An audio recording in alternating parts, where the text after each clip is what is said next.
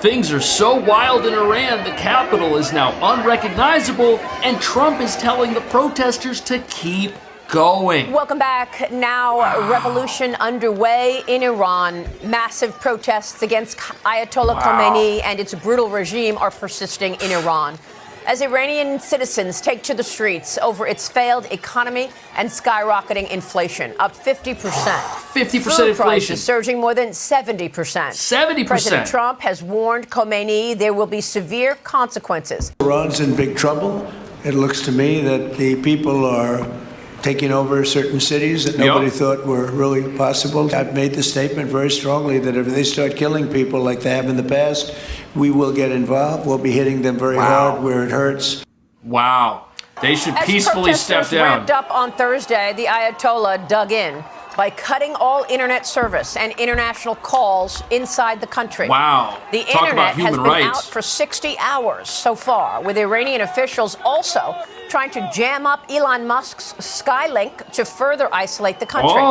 As protesters have heeded the call from my next guest, the exiled Crown Prince of Iran, His Royal Highness Reza Pahlavi, called on the people to mobilize and take to the streets against the authoritarian government. Wow, yeah, they're on the streets already. Demonstrators calling for Pahlavi to return and to lead Iran. Pahlavi's father, Mohammad Reza Pahlavi, was Shah of Iran from 1941 until 1979, overseeing key modernization initiatives in the country with close ties to both the United States and to Israel. Wow. Until the extremists and the terrorists overwhelmed the monarchy. That's exactly forcing the what Shah happened. and his wife, Empress Farah Pahlavi, to flee, and the Ayatollah to return from exile. And that has not worked out very well, and the Iranian people are doing something about it. President Trump says that the country wants to negotiate a possible nuclear deal, but Iran's crackdown on anti-government protests has led to more than 10,000 others being arrested. That's terrible. A source with the administration telling News Nation that President Trump has a range of options in front of him as he weighs a final decision. Airstrikes would what's be going one to happen? of the many options that are on the table for the commander-in-chief. Diplomacy is always the first option for the president. He's told all of you last night that what you're hearing publicly from the Iranian regime is quite differently from the messages the administration is receiving privately. And I think the president has an interest in exploring those They're begging messages. for mercy. And you know what's crazy? We were told that if the United States and Israel struck targets in Iran, that country was going to mobilize and attack us back. But that hasn't happened. It looks like those strikes about a year ago may have totally doomed this regime. Iran then shifted overnight from a U.S. allied monarchy to an anti-Western Islamic regime, soon to become the largest state sponsor of terrorism, funding Hezbollah and Hamas, among other groups. Who were operating in President Venezuela. Trump and Secretary of State Marco Rubio posting this weekend on social media that the U.S. stands with the people of Iran, with the president writing this is not the Obama administration when it comes to standing up to the Iranian Ayatollah and his religious henchmen, and standing behind the people of Iran, protesting for a better life. We have seen other times when the people have risen up, but it feels different this time. You called for the people to mobilize for 2 straight nights this week. Does it feel different? Assess for us what is taking place this weekend in Iran. This is a moment that is defining. Despite being completely cut off from the world, internet shut down, and for a regime that is massacring its own people, this is an opportunity to liberate that nation. Remember, the same thugs that hate America also hate their own people. That's right. And this is an opportunity to help a nation that starves for liberty, that starts to be rejoined with the free world, and to have the same relationship that we had with America before this revolution occurred, to liberate ourselves and come back to the fold and contribute to world peace and stability regionally and beyond. They were prosperous. Now, Your Highness, you have called for the opportunity to become the transitional leader. You've said many times with me on this program, you are hoping to be a transitional leader. What is your plan in that transition? What's that gonna look like? What would the first 100 days look like? Because we know that these protests are economic in nature. They are about food and life and democracy second. Bring in peace, open up the economy. Maria, I'm a fighter pilot. I've trained all my life for exactly this moment, and people are calling on me to step in and lead this transition. I'm here to lead and help our nation go through that transition. But beyond liberation, we have to have a plan for a stable, smooth transition, a plan that, unlike other scenarios we witness in our neighborhood, like the de-Baathification in Iraq, will not lead to chaos. We have to ensure stability. Right. We have to be able to protect the citizenry. We have to be able to stabilize the economy. And for that, we have very comprehensive plans. I'm helped by numbers of economists, scientists, jurists, and specialists in every field, so we can, in fact, address all of these issues the moment the opportunity comes. More importantly is what we're doing right now. As you can see, people are still fighting despite this crackdown. They hope that there will be assistance in protecting them from further bloodshed. That's what a lot of people think is going to happen, especially with President Trump coming out and telling the protesters not to stop. It's a very interesting statement that he's made recently on this. Short and to the point, quote, leave Iran now, have a plan for departing Iran that does not rely on the U.S. government help. That's also an interesting Trump's statement. warning to the Islamic Republic, as reports reveal hundreds of civilians have been killed during anti-government protests. The White House also revealing the private messages Iran is sending back to the United States. Yeah, what are they sending? Watch this. What the Iranian regime is saying publicly is quite different from the messages they are sending to the United States and the Trump administration privately. President Trump, as for him, he has always expressed that diplomacy is the first option. All they need to do is say that they'll step down. Always will be. However, he is unafraid to use the lethal force and might of the United States military if and when he deems that necessary. And what does that look like in the minds of the leaders of Iran who are presiding over its destruction, who are supposed to leave peacefully and just won't do it? What is that like in their minds with the recent military action in Venezuela? Do they think President Trump's playing around? Nobody knows that better than the Iranian regime. Right. Fox News contributor and former CIA station chief Dan Hoffman joins me now. Dan, good morning to you. There's this near communications blackout inside Iran right now to try and make it difficult for trying to get protesters Elon to turn on organize and Starlink continue. over But here. those who have been able to get their message out to the outside world do say that there are many Iranians who are still dedicated and committed to this cause despite this ongoing violence against them. Where do you think these protests stand right now? And could this moment actually lead to significant change? That's what everyone wants to know.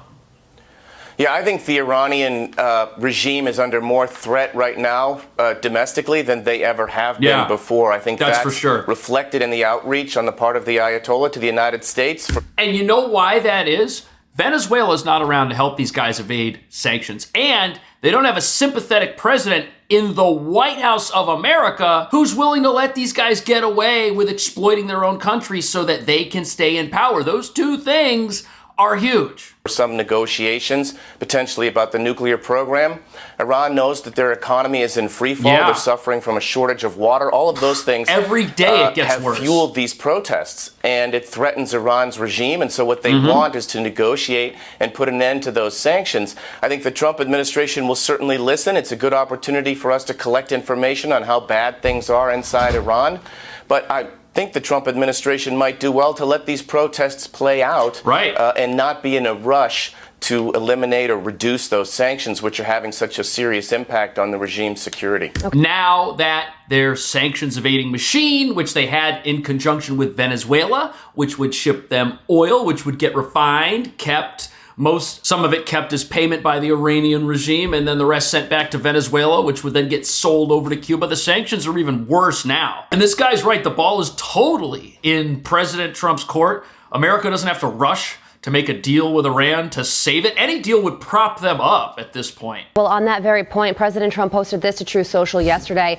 Effective immediately, any country doing business with the Islamic Republic of Iran will pay a tariff of 25% on any and all business being done with the United States of America. This order is final and conclusive. And this whole protest started as an economic protest, and these new tariffs certainly aren't going to make anything easier on the regime.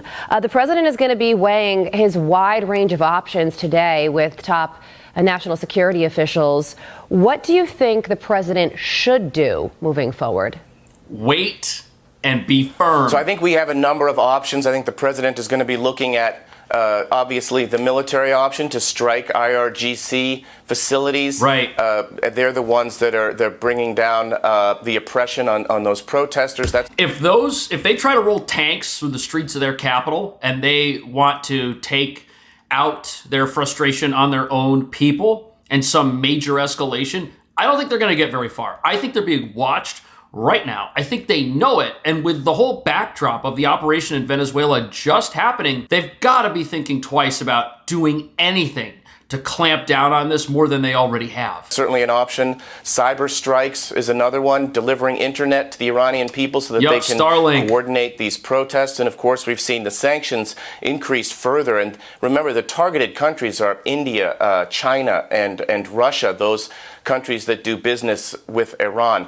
I'm sure that the president is going to be receiving an intelligence briefing from Director CIA Ratcliffe on exactly where these pain points are and how the CIA might assess Iran would react, the impact on domestic unrest inside the country. Lots of very heavy, weighty decisions for the administration. Today, the president will have his team around him. But the big question is, how do you preserve the protesters? Because these are the people that want freedom. These are the people that are trying to take back their country.